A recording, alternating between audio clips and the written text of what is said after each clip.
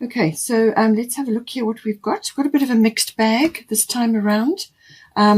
We've got the 8th house coming up. The 8th house is to do with a couple of areas, which may be coming up for you at this time. Now, it's indicating Black Moon Lilith here at the bottom, and then at the top we've got Damara guiding children. So this can be your own children or other children that you're involved with.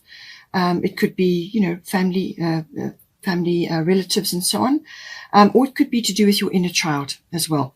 Now it depends. The 8th house with the Black Moon Lilith, this could very well be to do with something to do. It could be to do with your own children. It could be something that you're kind of waiting for something to happen. You're waiting for something to occur, but you haven't quite got a handle on it, or it's not quite clear. There's an undercurrent of something going on.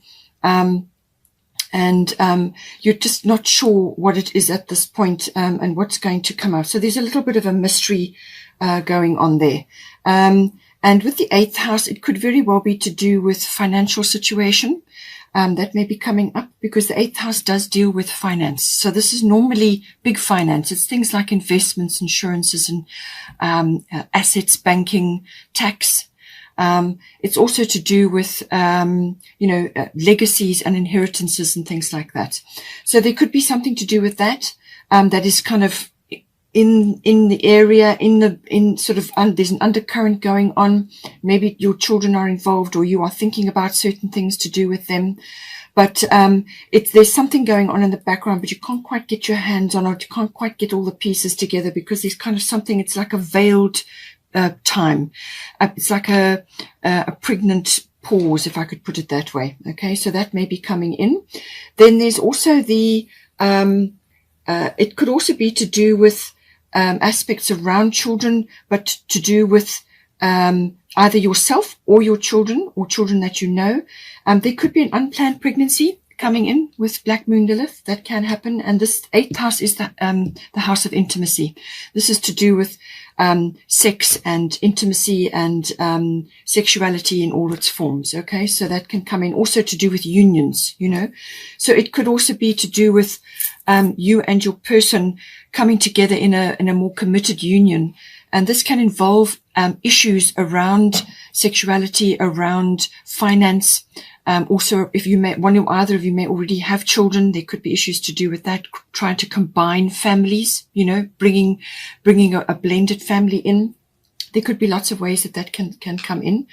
But it can also be to do with your own feelings in any one of these issues I've mentioned. And this could be to do with keeping yourself under emotional control. With Black Moon Lilith, sometimes something can come in. It may have nothing to do with actual your children. It could be your inner child that is being affected. All right. And this could be like an angry outburst about something, or some sort of, backlash, that occurs. Now, this could be from you going outward, or it could be coming in. Now, the Black Moon Lilith is normally about, as I said, emotional control. And this can be that, be careful what you say at this time, because there's something that could be said in anger, or in bitterness. Or a sort of a vengeful kind of a feeling may trigger something, and that could lead to a major blow up, So just keep yourself, emotionally under control. You may have to stand your ground on something in this area. You may have to stand firm about something, but it has also got a very strong rebellious or vengeful feeling about it. It can also be bitterness, or it can be envy. Guilt, shame, any kind of fear as well. Almost like a fear of being overlooked, or a fear of being left out, or a fear of being sort of passed over in some way, shape or form.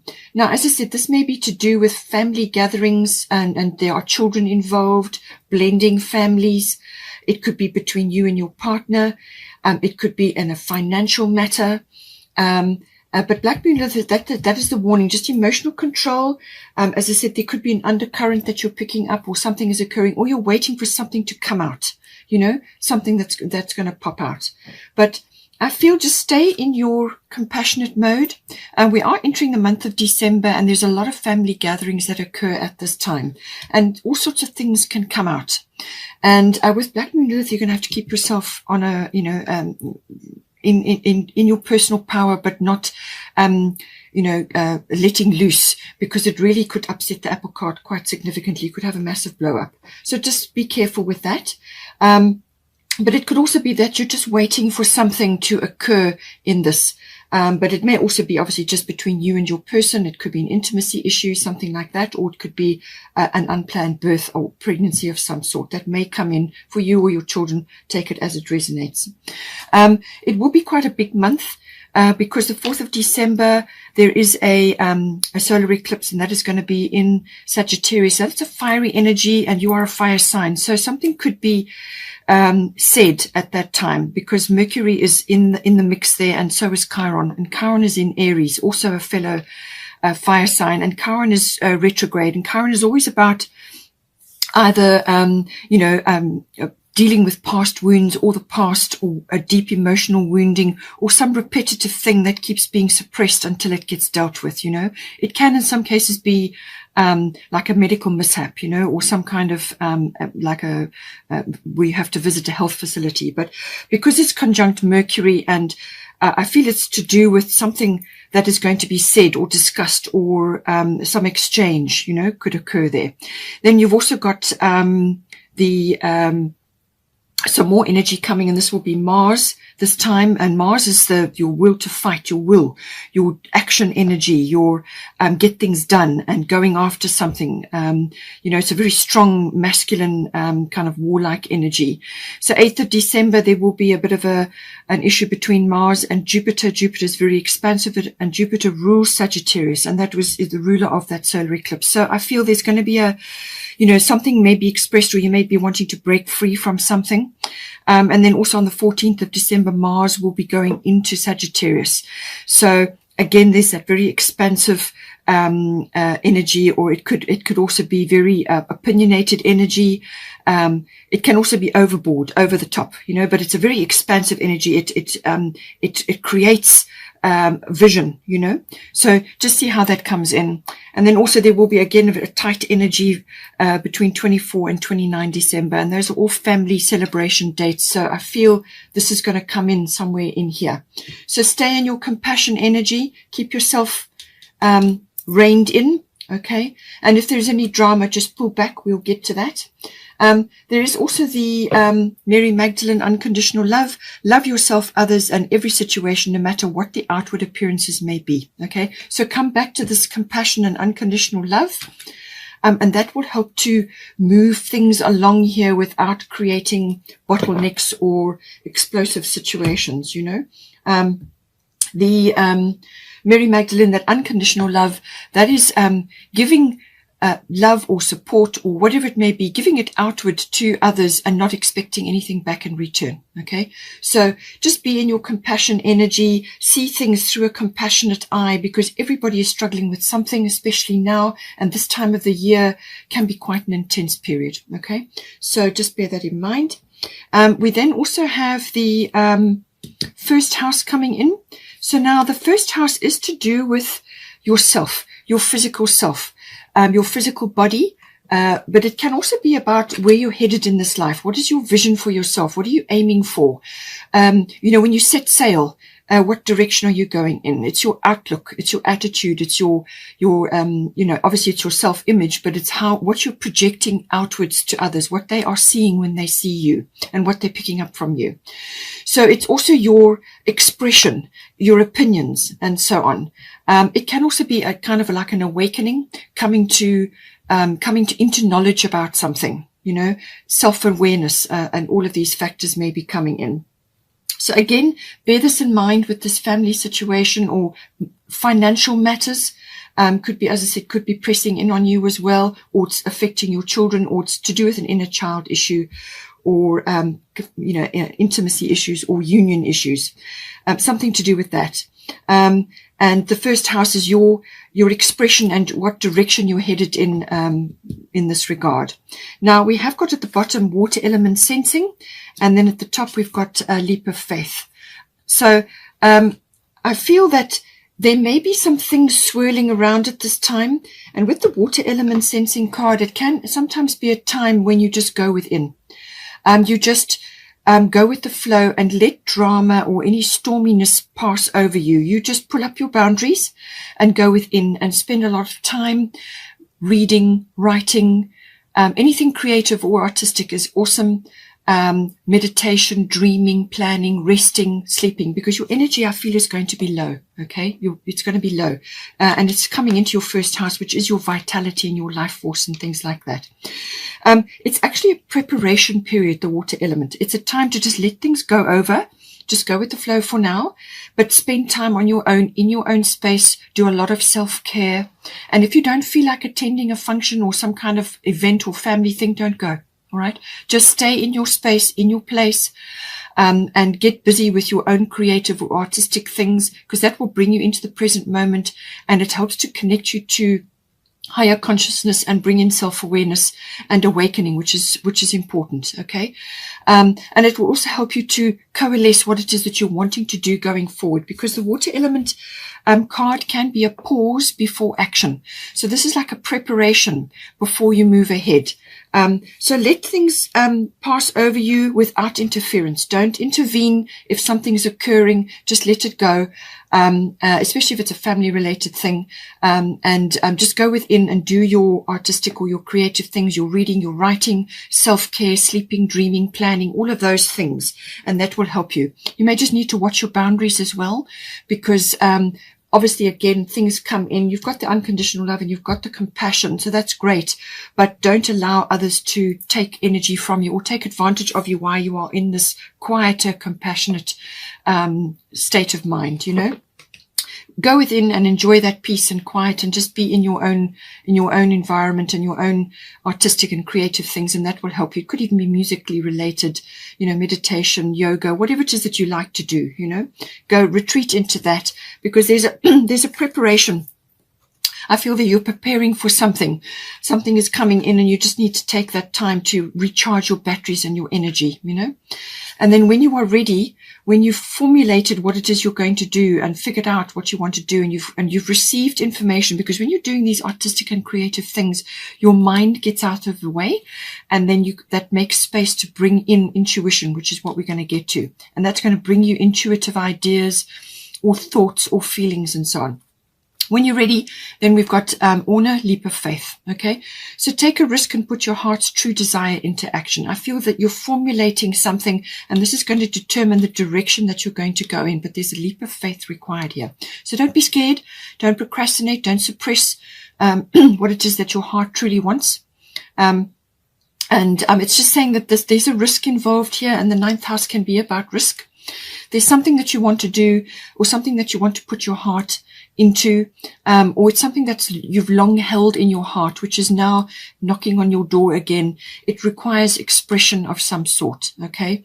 And you may just need to put a few things in place. You may need to plan a few things. You may need to get your head around certain things. But when you're ready, when you get the go ahead, take the leap of faith. All right. And don't be afraid. You've also got endings and beginnings coming in here. So this is a big cycle shift or a change of some sort. And then you're going to see which direction it is you want to go in. But don't be afraid. Leap of faith. Orna is with you, and the universe is behind you, especially if you do this preparation and this going within, and that's going to help you a lot. You may also be stressing about finance. The 8th house, as I said, is about finance. You may just be waiting for something to fall, you know, waiting for the other shoe to drop. That kind of feeling may be going on. And it could be financially related, because you've got 5 of autumn here as well. Now, this can be about, it can also be about attitudes or beliefs around lack, having a lack mentality or a poverty consciousness.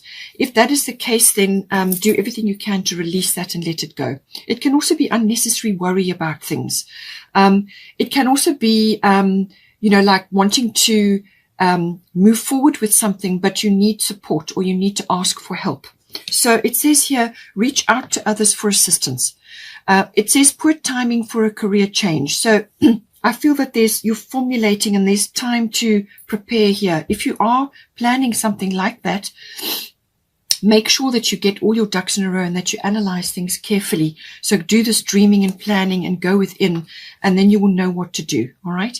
But it says here, feeling challenged by money issues. It can also be, as I said, a fear of lack or lack consciousness or poverty consciousness. But it can also be that you just need to ask for help. And this is from your spirit team. It could be from other people around you. Certain people around you that you can request.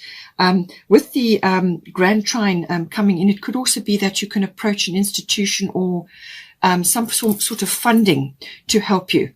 It's a very good time with Grand Trine blessings to ask for a loan or some sort of financial backing or something to do with that. With the Grand Trine blessings, you can be successful in that. Okay. So ask for help. There's something or some facility available to you, and I feel you can do that. So don't be afraid to ask for help. Say a prayer beforehand, do your meditations, go within and get your planning, work things out, what it is that you want to ask for. This is the formulation before action. And then we've got the actual putting the nuts and bolts, the figures and the words together comes in as well. But this is like preparation, and this is gearing up your energy in order to do something. All right. You may want to be starting your own business or doing something along those lines. And this is where the leap of faith comes in. That leap of faith could be a number of things. It could be touching on a number of areas, but it's something to do with the direction that you want to go in. It could even be health related, It could be that you are in a low energy and you may have a health issue. And then there's something that you need to do and something you need to change, perhaps diet or environment. Perhaps you've got toxic things in your environment or toxic things in your diet. Perhaps you're just doing too many things on the media front and you've exhausted your body, because nervous system can come in, and it's coming in with Virgo. So your nervous system could be overtaxed right now. So you may have to make a few changes, formulate what you're going to do, release certain things, and then you will know what to do and take the leap of faith. Okay. Then, as I said, we've got Virgo coming in here. So Virgo is an analyzing energy, but it's quite a soft energy, the Virgo, but it can be very detail oriented. All right. So this is about checking, analyzing things, checking details. Now, this can be anything related to what I've talked about. It could be a plan that you're trying together. You may be wanting to get a business plan together, but you're going through the dreaming and the planning and the quietness while you prepare. And then you go into the next phase, which is putting things down on paper. It could be writing words, publishing, things like that. You may be a writer, or you may want to write something, or you maybe want to get coursework ready for something you want to launch.